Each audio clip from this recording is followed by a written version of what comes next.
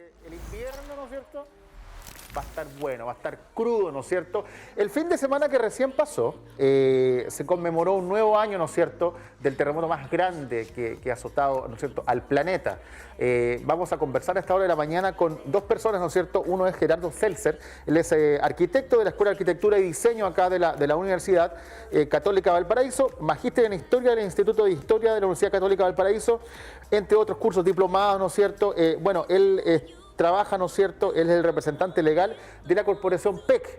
¿Qué es lo que es la corporación PEC? Le vamos a preguntar en breve.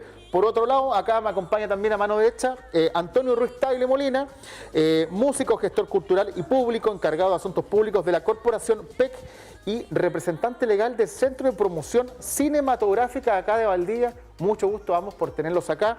Buenos días. Por acá tienen, tomen su micrófono, caballeros. Por acá está. Bueno, la pregunta, ¿no es cierto?, que cabe de cajón para ir insertándonos en todo el tema, ¿no es cierto?, patrimonial, de qué forma el terremoto, ¿no es cierto?, nos ha cambiado como ciudad hacia afuera, ¿no es cierto?, cómo vivimos los valdivianos toda esta tremenda catástrofe y cómo hemos ido pasando de generación en generación todo lo que ha sucedido. Pero ¿qué es lo que es la corporación PEC? ¿A qué se refiere esta sigla PEC? Patrimonio edificado y contexto. Ya. Patrimonio edificado contexto PEC, una corporación. ¿Cómo surge y cuál es el trabajo que ustedes desarrollan? Surge por un trabajo muy cercano que hemos mantenido con la Universidad Austral de Chile, justo aquí al frente, en esta preciosa vista. Ahí está la Escuela e Instituto de Arquitectura y Urbanismo de la UACH, por una búsqueda de cómo poder restaurar las casas que son parte de los bienes que tiene la universidad, las casas históricas que se heredaron de los grandes momentos de Valdivia, cuando se construía en madera y se replicaban casas extranjeras, europeas en este caso, con nuestra materia prima de aquí de la selva valdiviana. Llegó un momento en que las casas necesitaban no solo una reparación, sino que volver a pensar en su origen, cómo actualizarlas a los usos de hoy de la universidad. Y entonces partimos lentamente en 2010 en torno a ese terremoto, los primeros daños. Después reforzamos en torno al 2015, por ejemplo, con el Conservatorio de Música de la universidad. Después, un momento muy importante fue poder restaurar las dos casas de la casa que forman la casa central de la universidad, porque no estaban ni siquiera protegidas como patrimonio y hubo posibilidad, gracias al Ministerio de la Cultura y las Artes y del Patrimonio, de restaurarlas, conseguir los fondos junto con los de la universidad. Y así hemos seguido. Entonces, en torno a esta actividad, vimos la necesidad de que no se entendiera el trabajo como una oficina de arquitectura, sino como un fin público, de interés público, con otras motivaciones intelectuales, del corazón también, para la ciudad, para el sur de Chile. Y ahí formamos entonces la corporación, que se podría entender también como un centro de estudio. ¿Esta corporación fue formada en qué año? La formamos legalmente en el 2018, pero comenzamos a actuar ya como 2018, ¿sí? un grupo cohesionado a partir más o menos, como decía, del 2015. Perfecto, perfecto, gracias. Antonio, buenos días, ¿cómo estás? Bienvenido. Muy bien. Cuéntame, ¿cuáles son las implicancias que crees tú que en la identidad del valdiviano, ¿no es cierto?, que dejó el terremoto del año 1960? Wow. Bueno, del 2010 no hablemos porque fue bastante menor, digamos, lo que se sintió acá en Valdivia a lo que se sintió el año 60. Sí, pero, o sea, está bien, claro, el año 1960, lo que todos sabemos, es uno de los eventos catastróficos que ha sufrido esta ciudad. Por ello, los otros eventos que también sucedieron acá han venido a cambiar la percepción del territorio, a cambiar el territorio como el terremoto y a cambiar con ello los componentes de la identidad de los y las valdivianas.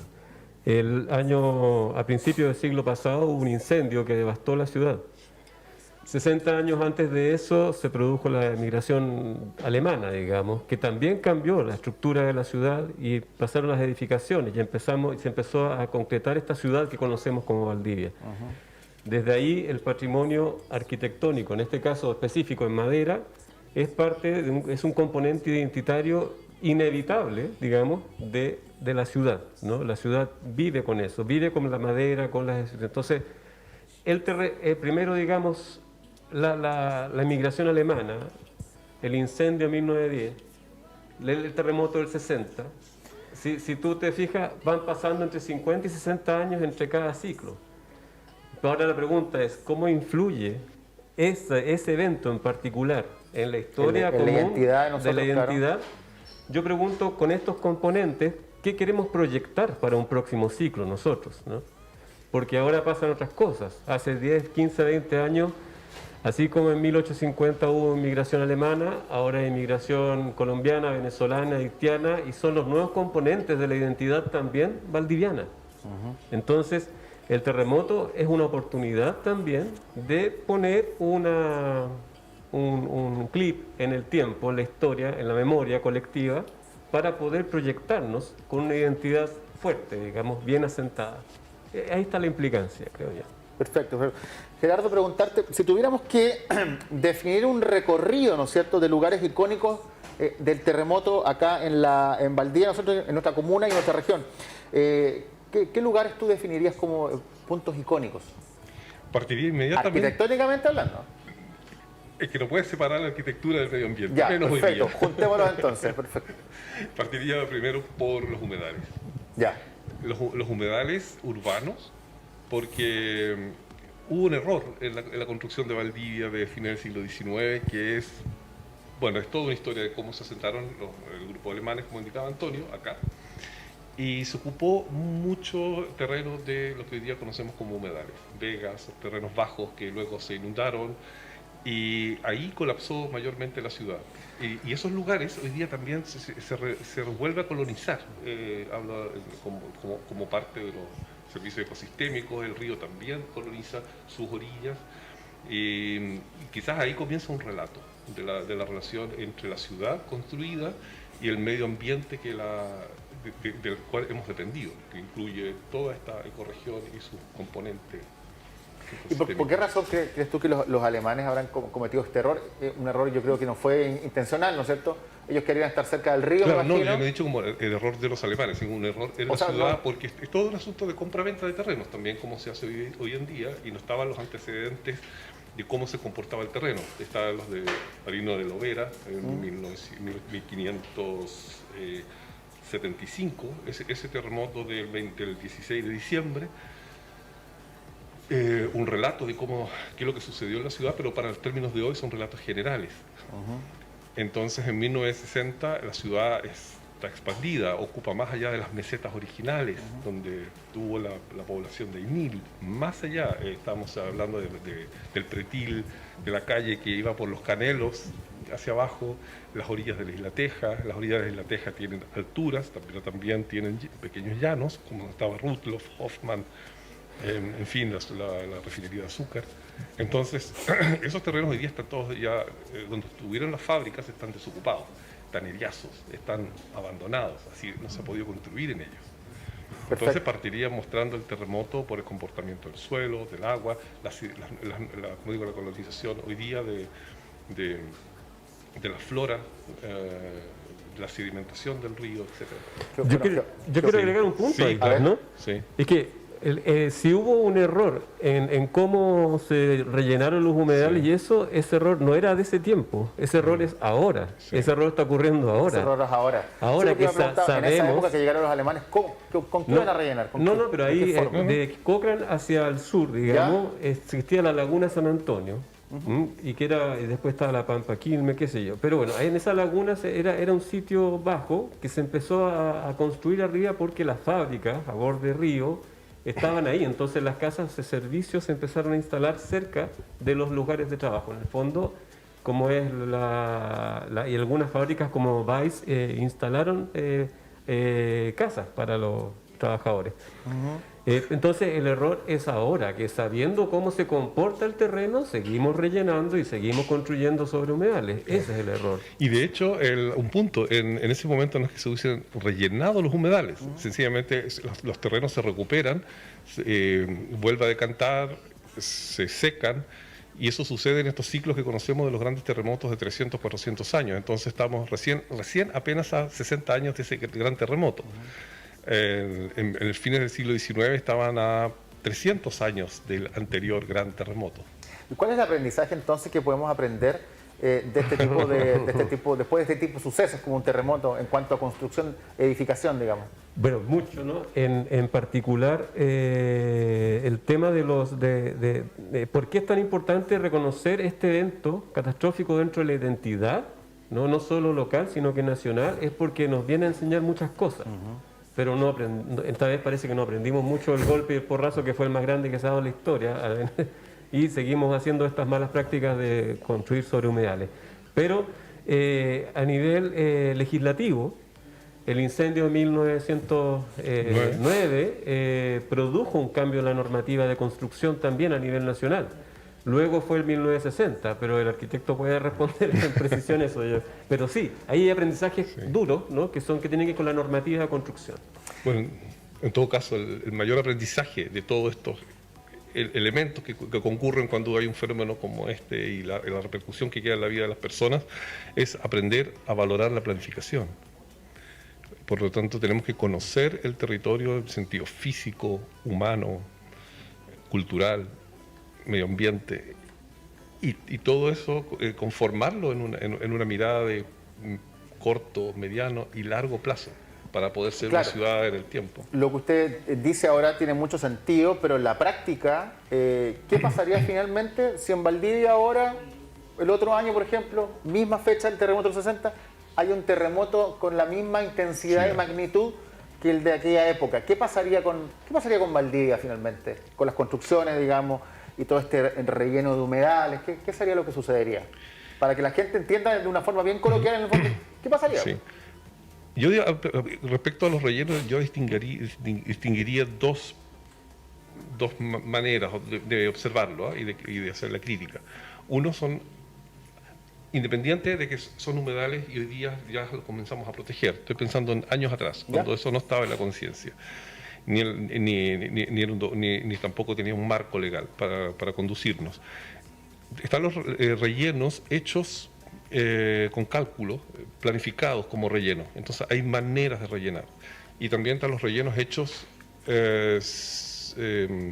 improvisadamente. Entonces los comportamientos van a ser diferentes. Eso es lo que estimo.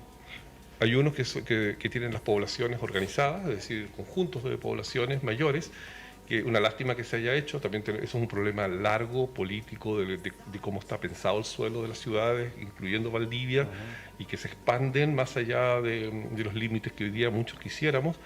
Pero esos rellenos van a tener un comportamiento, pero los que uno hace sin saber cómo se comporta un terreno y cómo se hacen las capas hacia arriba, eso van a tener un comportamiento negativo.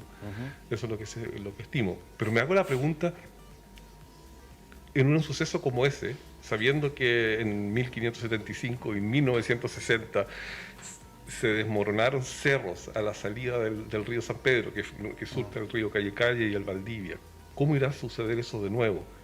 Si tendremos héroes como el ingeniero Sáez, si tendremos una empresa como Endesa, que él siendo director, presidente de Endesa, gerente de Endesa, toda la fuerza humana de Endesa, más la gente de acá, se reunió, fue llevada y lograron esa gran hazaña en términos en que teníamos el Estado podía recurrir a su empresa, a sus trabajadores, a su gerente y lograr desmontar de a poco el taco que se estaba formando. Podríamos salvar Valdivia hoy en día si tuviéramos que licitar, por ejemplo, como un poco irónico, pero tuviésemos que licitar la sacada de tierra de los cerros de arriba del lago Riquihue para que no llegue la avalancha de una.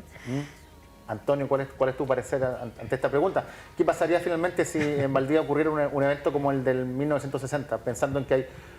Mira, pensando así, de una forma bien práctica, la salida sur tenemos harto relleno donde hay poblaciones, hay barrios, ¿no es cierto? ¿Qué pasaría con esas construcciones, con un terremoto así de estruendoso?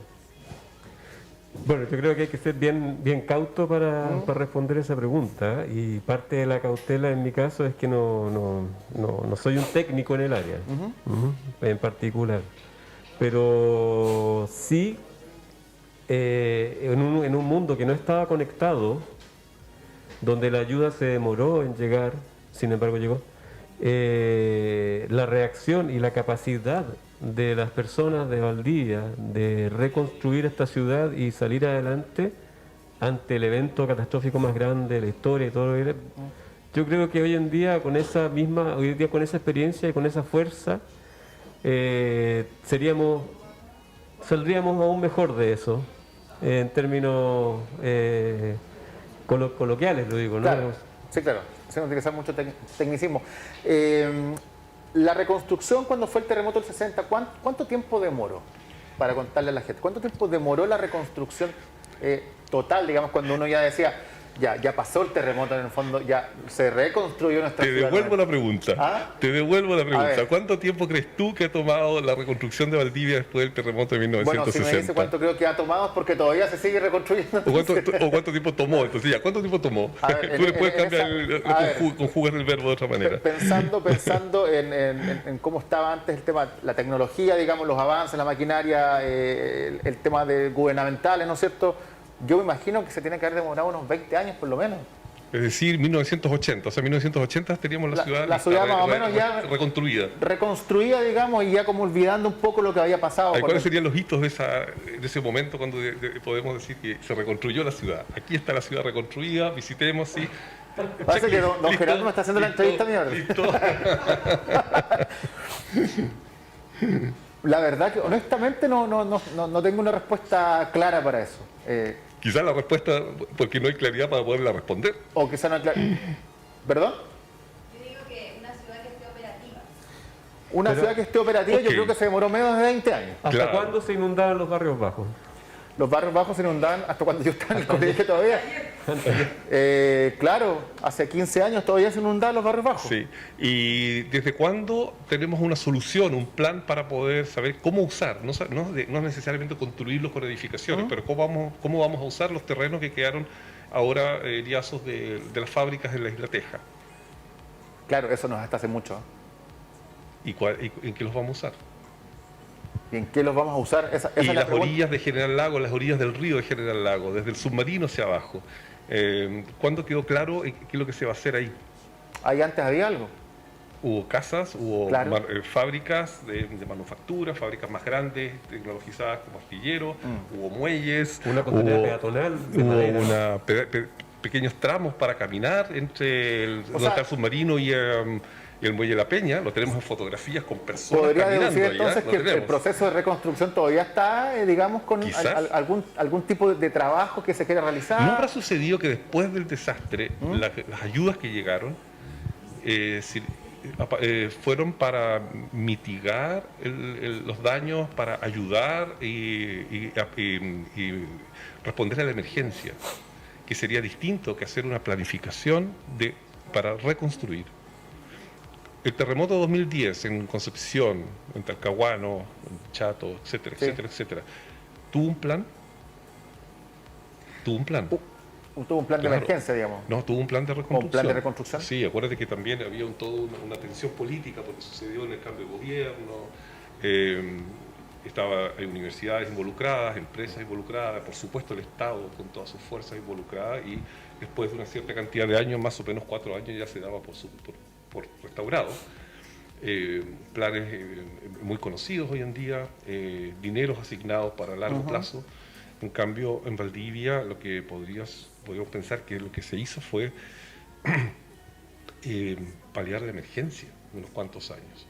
Y luego hemos seguido trabajando sobre instrumentos de regulación que son los habituales, los planos reguladores, las políticas sectoriales de cada una de las secretarías. Hoy día entendemos que son las secretarías ministeriales en la ciudad, pero es posible que no hayamos nunca culminado de restaurar la ciudad. Es decir, O sea, el ubicar proceso qué debemos continúa. rescatar del pasado Ahí está la y respuesta. cuánto debemos proyectar al futuro. Continúa el proceso entonces. Sí. ¿Se tomó realmente la oportunidad, digamos, de esta tremenda crisis, esta catástrofe gigantesca? ¿Se tomó la oportunidad, digamos, como para poder restaurar la ciudad de una nueva forma? ¿O fue totalmente, o no se puede hacer, o se está haciendo todavía? ¿Fue una oportunidad el terremoto finalmente para poder reconstruir la ciudad de una buena forma? ¿Antonio? Sí, fue una oportunidad. Ya. ¿Se tomó esa oportunidad? No.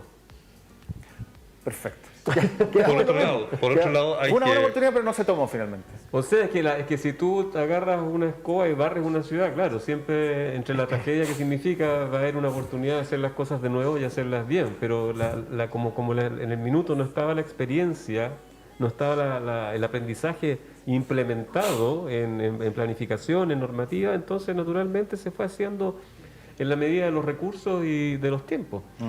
Ahora, claro, en este minuto se están tomando acciones bastante potentes en Valdivia para planificar los próximos 30 años. Claro. Yo quisiera ir a un punto. A 20 años, cuando tú nos decías que a lo mejor en 20 años se restauró la ciudad, se reconstruyó la ciudad. A 20 años, 1980. ¿Qué es lo que sucedió justo en ese momento? Estamos ahora en el gran tema nacional, el cambio, la redacción de una nueva constitución. Ahí estábamos con la antigua constitución, la que hoy día se va a acabar. En ese momento se liberan los suelos de las ciudades, los suelos urbanos. Ahí entran a un mercado de especulación fuera de la planificación del Estado, como se conocía hasta ese momento o como ha sido regulado generalmente los países, por lo menos los occidentales, que son los que tenemos más alcance para entender y compararnos. Valdivia, ¿qué es lo que sucede? Se extiende hacia el sur, se aleja del río. Valdivia, hoy día mismo, cuando miramos nuestros planos y calculamos las densidades y la cantidad de gente y dónde vive, están de Picarte hacia el sur, por Pedro Montt, hoy día extendido, están en las terrazas sobre los niveles de humedales hacia el sur, hacia Guacamayo.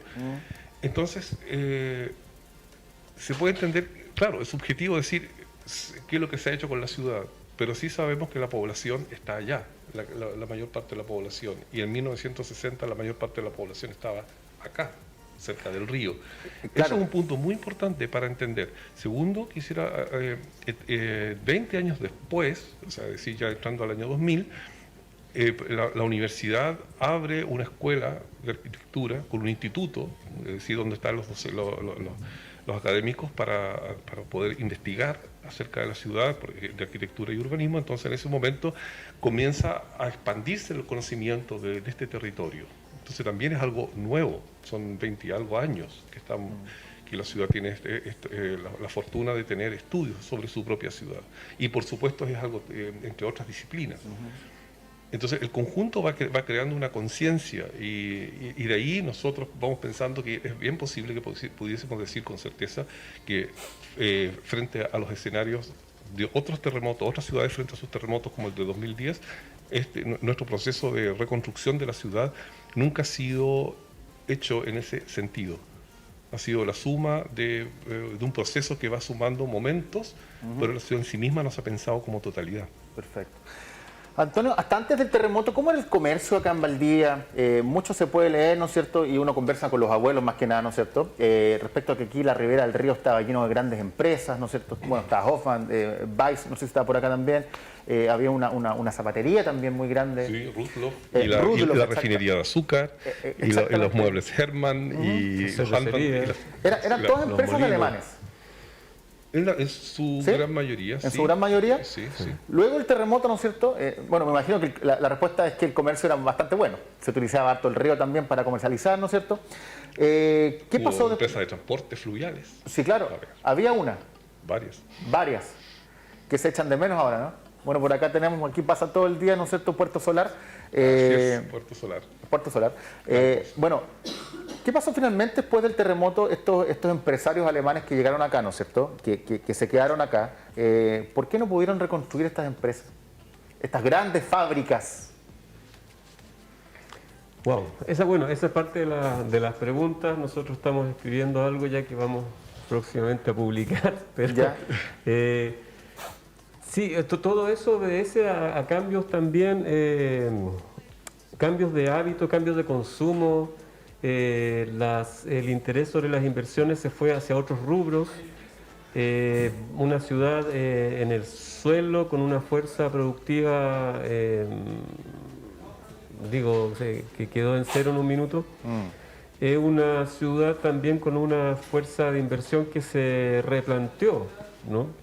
Se replanteó y se hicieron negocios, si tú quieres, porque además no quedó habilitado la conectividad, ¿no? Nos quedamos aislados.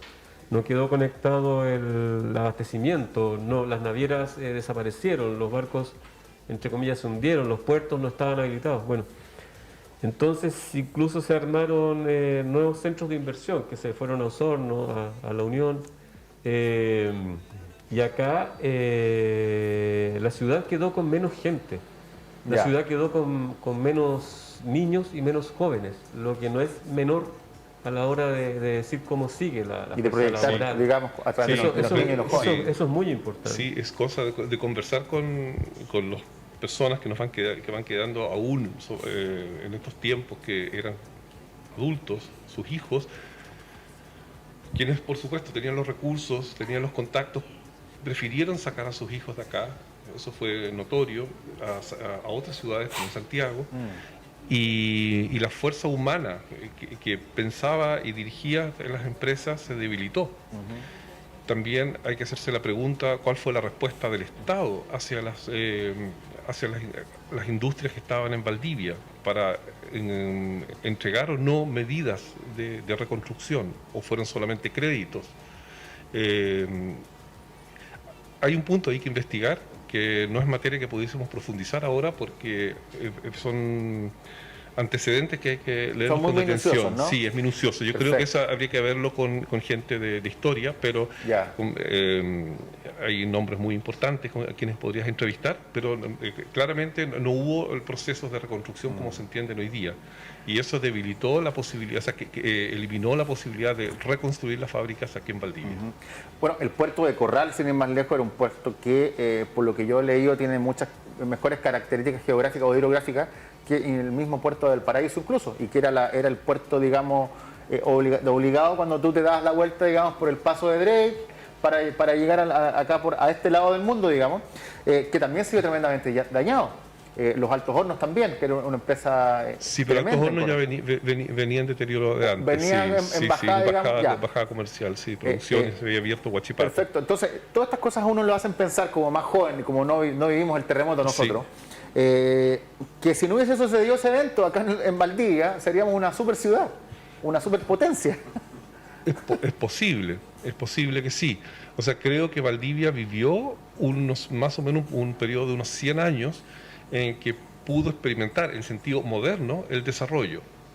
Obviamente quedó en deuda muchísimo por hacer durante esos mismos años, con la población obrera, con la urbanización de la ciudad. Es cosa de leer los muy buenos artículos que va produciendo el mismo Instituto de Historia de la Universidad, libros para documentarnos y entender con claridad las tensiones que había en esa ciudad. ¿Por qué decir del medio ambiente? Que tampoco era un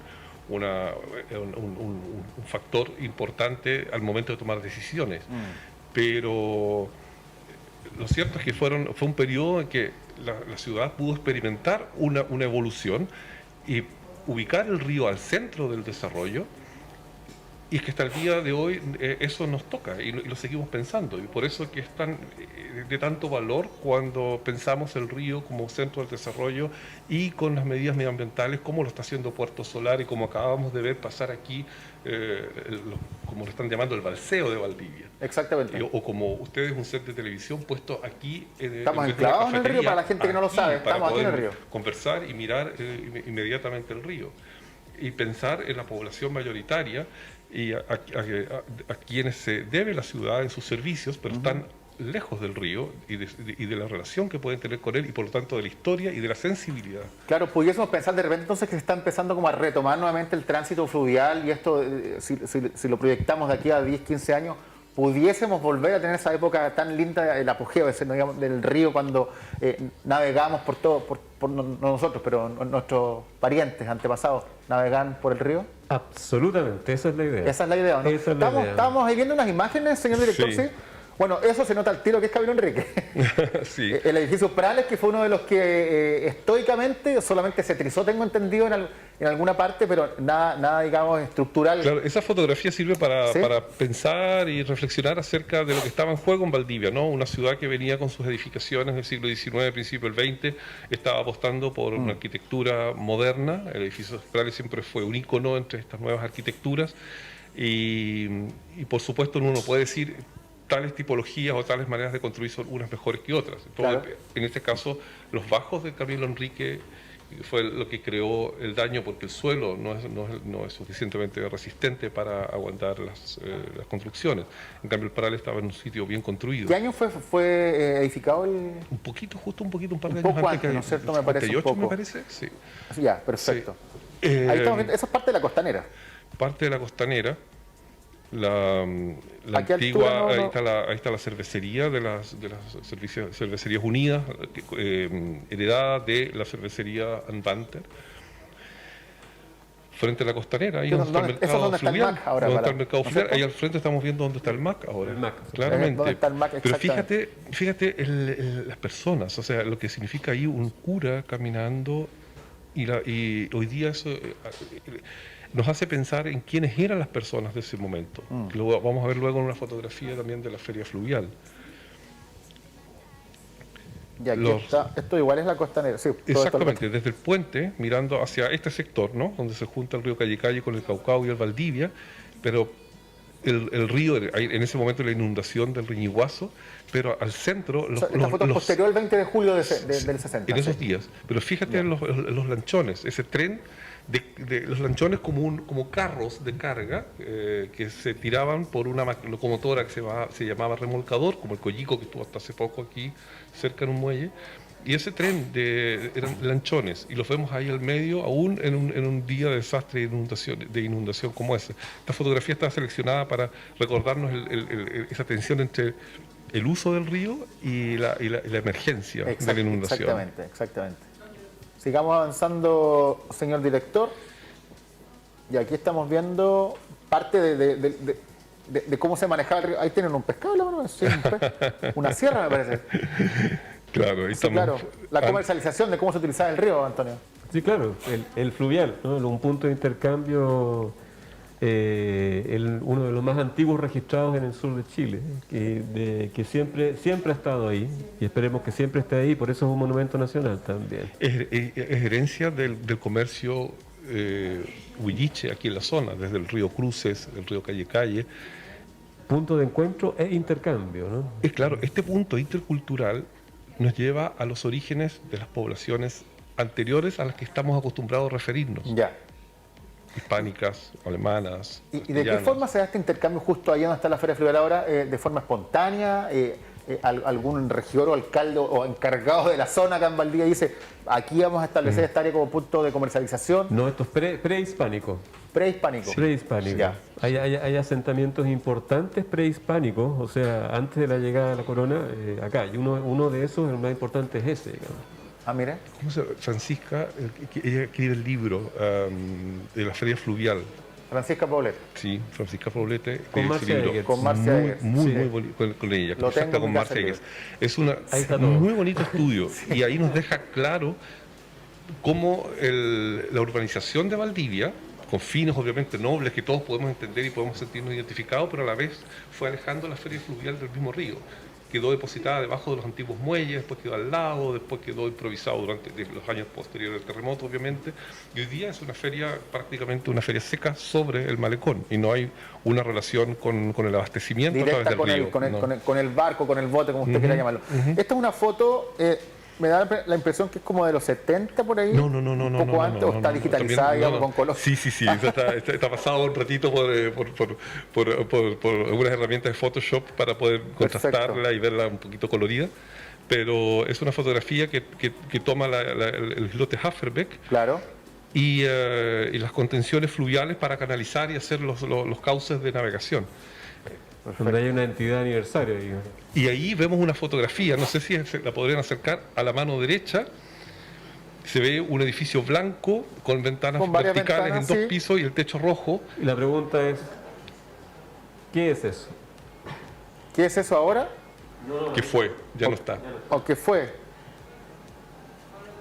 ese edificio está totalmente, ese edificio ya no existe nada, ¿no es cierto? No hay existe vestigios de eso, nada. No. De hecho, ahí el río entró un poco. Y aquí Ahí está, al lado, en ese sector, está el Club de Yates, la Draga, la Dirección de Obras Portuarias, tiene un o sea, área estamos fiscal. hablando que esta foto por el lado derecho que usted dice, Guillermo eso Frick, sería la calle calle. General Lago. Sí, exactamente. Justo a la altura de Guillermo Allá, Frick. allá está la chimenea, que es donde está la Universidad de San Sebastián. Ahí se ve el Exactamente. edificio del Conservatorio de Música. Más acá se ve Ya. el edificio del astillero Berens, que ya no queda nada del astillero, que fue IMAR. Por ahí estaría el Hotel Naguilán. Bueno, Más acá. ya es no más está. acá esto, Tengo ¿no? una consulta que ¿Hay una hacerle. consulta, sí? A ver. La costanera era más, el río era más estrecho, ¿no? No. No, da la impresión de que fuera como más estrecho, No. porque hay unos palos que están aquí alrededor de la costanera. Sí, porque son los muelles, que quedaron los restos de muelles. Ah, ya. Pero ¿sabes lo que vemos acá? El mismo río, claro que este es el tramo ahí entre la Isla Teja y General Lagos. Ya. Y ese edificio es el liceo. ¿Es el liceo? El El Liceo de Hombres. que está de de aniversario. que hoy está día. de Hoy día es hoy día. aniversario, ¿ah?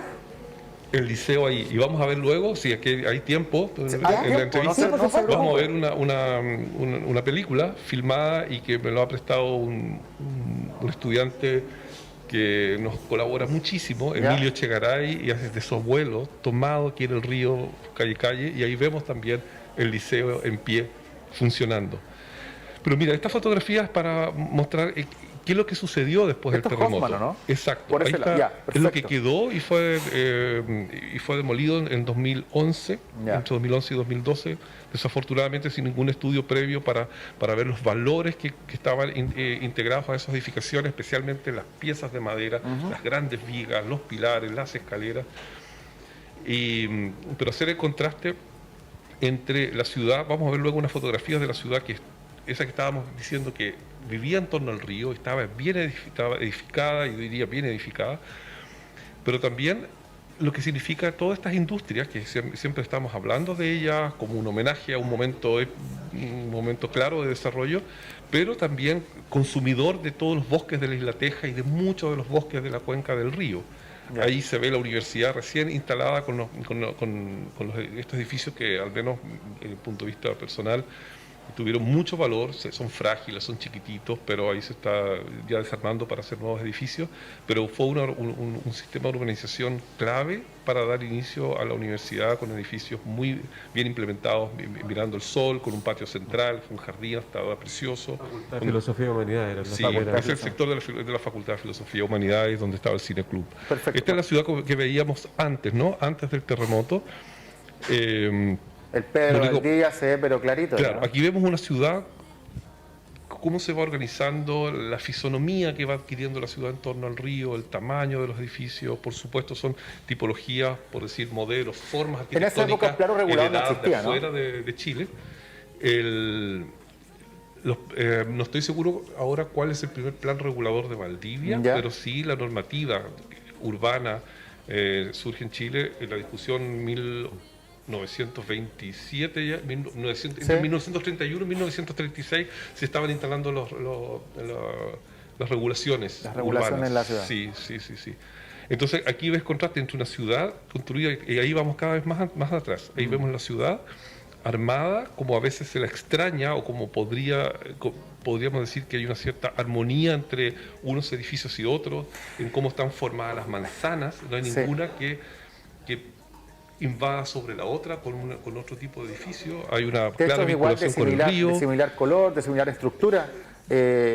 Claro, estos también están pasadas por Photoshop para buscar ciertas tonalidades. Correcto. Pero Pero sí había una armonía que sí, pero por otro lado, el contraste con la deforestación, para convertirla en leña que alimentó a las fábricas que estamos viendo aquí mismo en estas imágenes que muestran antes la Isla Teja y aquí el astillero Berens en calle General Lago, a la altura de Guillermo Frick. Perfecto. Y ahí viene el liceo. ese es el Liceo de Hombres. Ahí Ese está, es mira. el liceo. Ahí Qué tienen bien. el liceo que fue totalmente destruido, hasta donde entendemos estaba destinado ese edificio a la escuela normal y el liceo se iba a trasladar donde está ahora el Liceo Armando Robles, pero con un edificio nuevo. Perfecto. Ahí tienes uno de los remolcadores. parecido al Coyico, el que pasó ahí en la película. Bueno, como para ir cerrando un poco la conversación, que ha estado bastante buena y se podría haber extendido toda la mañana, la verdad, porque es un tema demasiado entretenido, sobre todo para uno que es de Valdivia, importantísimo porque es parte de nuestra historia y de nuestra identidad, absolutamente. Tú traías un libro de Charles Darwin, del cual me dijiste que querías leer un trocito que habla de un evento igual que hubo acá en nuestra ciudad, Gerardo, para que lo compartamos. No sé si lo tienes listo. Lo tengo, sí lo tengo listo, obviamente preparado. Era solo para hacer mención que cuando pensamos en Valdivia, en torno a los terremotos, tenemos 3 y 4 eventos. 1575, 1835, que es el que pudo registrar Darwin en sus escritos de su diario de viaje. Ese fue en febrero, 20 de febrero 1835, por supuesto el del 22 de mayo de 1960, de donde estamos tratando de aprender. Y también lo que llegó del terremoto, impactos del terremoto de 2010, que nos hacen pensar siempre en la ciudad. Y él dice, estamos llevando juntos en PEC, con Antonio, unas conversaciones de intercambio de experiencias sobre cómo pensar las ciudades. Y esto lo hacemos con una ciudad que tiene una economía como la de Valdivia, por lo tanto en Alemania son un tercio de la cantidad de habitantes que tenemos para guardar las proporciones. La ciudad se llama Neustadt, está en un camino, en una ruta del vino, cerca del río Rin. Y este párrafo lo hemos seleccionado para la próxima conversación que vamos a tener con el alcalde de Neustadt y su gente, porque ellos están muy curiosos de saber cómo reacciona una ciudad frente a un terremoto. Entonces le queremos leer sobre el terremoto de 1835, que dice: un terremoto fuerte destruye en un instante nuestras asociaciones más inveteradas. La tierra, verdadero emblema de solidez, se mueve bajo nuestros pies como una delgada costra sobre un fluido. Un segundo de tiempo ha engendrado en el ánimo una extraña idea de inseguridad que no hubiera producido largas horas de reflexión. En el bosque, como la brisa movía los árboles, solo sentí temblar la tierra, pero no vi los demás efectos. Y después sigue hablando del capitán Fitzroy, que sí pudo ver cómo cayeron las casas en la ciudad. Pero lo sólido se vuelve frágil, se mueve todo a los pies. Darwin no pudo estar en el campo y constatar y concebir que todo cambia, todo se adapta. Mientras y él piensa en el largo plazo, mientras Fitzroy constató el daño inmediato material de la ciudad. Perfecto. Y hace pensar en las necesidades inmediatas. Perfecto. Bueno, finalmente, Antonio, vamos por un buen camino, ¿no? Como ciudad sustentable, que ya empieza a respetar sus bosques, ¿no es cierto? Que empieza a respetar el medio ambiente, toda la regulación que se está haciendo en torno a los humedales también. ¿Esto nos proyecta como una mejor ciudad, ¿no es cierto?, hacia el futuro. Absolutamente. Sí. Estamos en un muy buen momento, un momento donde se están organizando, se está planificando la ciudad, y es un momento clave también por la irrupción de las nuevas economías, ¿no? Esta manera de tener una ciudad tan pujante, tan fuerte económicamente, hasta 1960, hoy en día puede proyectarse una ciudad igual de dinámica, pero en función de nuevos actores que tienen que entrar a discutir en la mesa del desarrollo. Para ello están las economías creativas, la industria cultural, y así podemos volver a ocupar el río y podemos volver a hacer esa ciudad pujante con el aporte de la variedad y la diversidad de ideas, ¿no es cierto?, de la ciudadanía. Ahora ya está cambiando el gobierno comunal, entonces vamos a ver cuáles son las nuevas ideas de refresco que también vienen, ¿no es cierto?, que se entiende que deberían ser siempre en pro, ¿no es cierto?, del desarrollo económico sustentable de nuestra ciudad. Gerardo, Antonio, les quiero dar las gracias por su tiempo. 40 minutos finalmente duró la conversación, que iba a ser un poco más corta, se extendió, ¿no es cierto? Quedaron temas también por conversar aún, pero la invitación queda abierta para que vengan a nuestro canal cuando ustedes quieran. Nosotros encantados de haberlo recibido. Exacto. De la Corporación PEC entonces estuvo junto a nosotros Gerardo Seltzer y Antonio Ruiz Tagle. Muchas gracias. 11 de la mañana en punto, señor director. Nos vamos a una pausa comercial pequeñísima, ya volvemos porque ya está en nuestro estudio Ignacio Echenique, probablemente el mejor odontólogo del CEFAM, Jorge Sabat, va a estar junto a nosotros conversando, como todos los días lunes, por supuesto, sobre la salud bucal, algo muy importante, por supuesto que es. Pausa y regresamos con más Buenos Días Valdivia.